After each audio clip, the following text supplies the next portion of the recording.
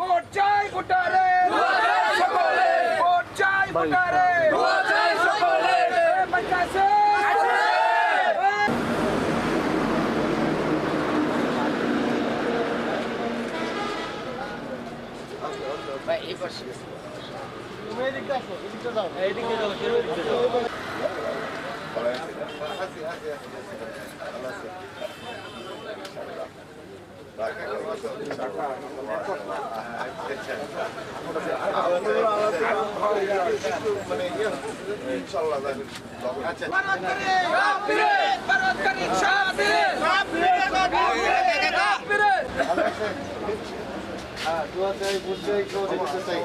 আমার প্রতি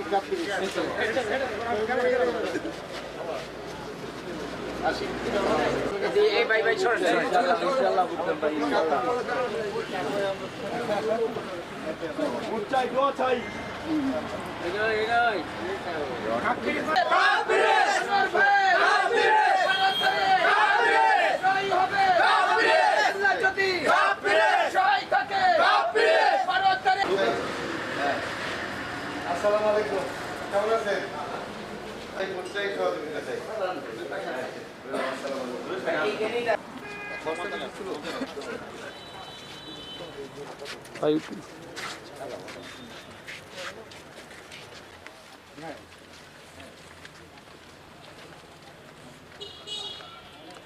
গত উপজেলা পরিষদ নির্বাচনে বিপুল ভোটের মাধ্যমে জনগণ একটা আশা ভরসা প্রত্যাশা নিয়ে আমাকে নির্বাচিত করেছিলেন। তখনও আমার প্রতীক ছিল কাপ পিরিচ।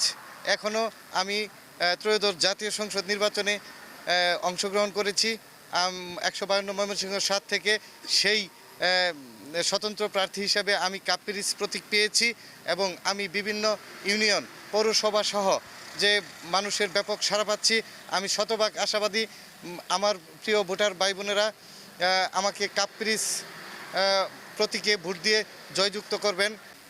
মানুষ আমাকে ভোট দেবে আমার রাজনৈতিক যে পরিচয়। আমার বাবা দীর্ঘ 40 বছর এই উপজেলাতে রাজনীতি করে গত 2012 সালের উপজেলা নির্বাচনের চেয়ারম্যান থাকাকালীন অবস্থায় উনি এই দুনিয়ার মায়া ত্যাগ করে আল্লাহর ডাকে সাড়া দিয়েছেন। আমার দাদার একটা রাজনৈতিক জীবন আছে। আমার চাচা 22 বছর চেয়ারম্যান ছিলেন। আমার বাবা 1993 সালে ইউনিয়ন পরিষদের চেয়ারম্যান ছিলেন। ওখান থেকে 1983 সালে ইউনিয়ন পরিষদের চেয়ারম্যান ছিলেন। তারপরে আবার 1985 সালে প্রথম যখন উপজেলা স্থানীয় সরকার নির্বাচনের উপজেলা আইন চালু হয় এই বাংলাদেশে, তখন প্রথম নির্বাচিত চেয়ারম্যান ছিলেন। তারপর 1991 সালে উনি বিএনপি মনোনীত ধানের শীষ প্রতীক নিয়ে এমপি নির্বাচিত হয়েছিলেন। তারপরে আবার 2012 সালে লাস্ট উনি উপজেলা চেয়ারম্যান থাকা অবস্থায় উনি ইন্তেকাল করেছেন।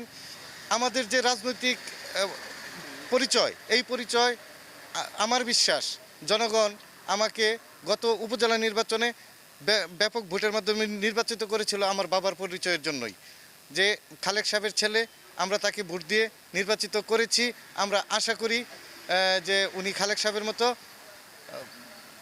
আমাদের পাশে থাকবেন, সেবা করবেন। কিন্তু আমার দুর্ভাগ্য যে উপজেলা 5ই আগস্টের পর বাংলাদেশের রাজনৈতিক পট পরিবর্তনের পরে আমার উপজেলা পরিষদ চেয়ারম্যানদের অপসারিত করার পর মানুষ যে আশা ভরসা নিয়ে আমাকে নির্বাচিত করেছিল, সেটার প্রতিফলন তারা জাতীয় সংসদ নির্বাচনের মাধ্যমে দিতে চায় আমার বলে মনে হয় আর কি।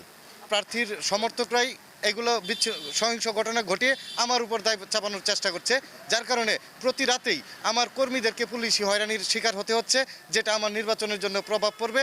এবং জাতীয় নির্বাচনটা আমার এইভাবে চলতে থাকলে আমি সুষ্ঠু, নিরপেক্ষ এবং অবাধ হওয়ার আমি কোনো সম্ভাবনা দেখছি না। তবে এখন পর্যন্ত আমি নির্বাচন কমিশন সহ প্রশাসনের উপর এখন পর্যন্ত আমি আমার আস্থা বিশ্বাস সবই আছে।